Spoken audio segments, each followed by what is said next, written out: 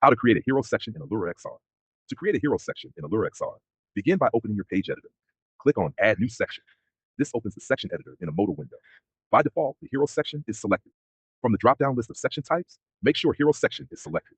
Then choose the page you want to link this section to by selecting it from the Attach to Page dropdown. Now you'll see the hero section form with editable fields such as short title, subtitle, CTA text, CTA link, image, index position, and display mode. You can click on the prompt generator, the button with the star icon, to generate a contextual prompt that helps you fill in the hero section content. When the pop-up appears, copy the prompt and paste it into any AI tool like ChatGPT or Gemini. This will help speed up your content creation process. Next, click on the title field and type your headline. For example, "Welcome to our platform."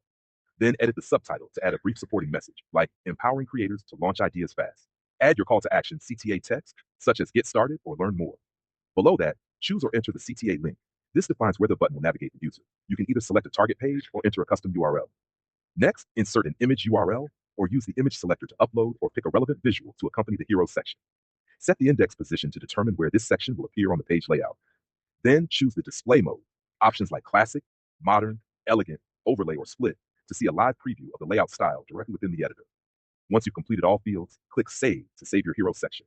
The modal will close. Back on the main interface, you'll see your section listed in the Sections accordion under the page you linked it to. Click View Normal to preview the layout and confirm the hero section is correctly positioned on the page. When ready, click Save Merged Pages to merge the new section into the page structure.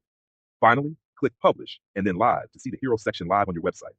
Navigate to the page, scroll to the top, and you'll see your hero section fully integrated with a compelling headline, subtext, image, and a clickable CTA button. Your hero section is now live and ready to make a strong first impression.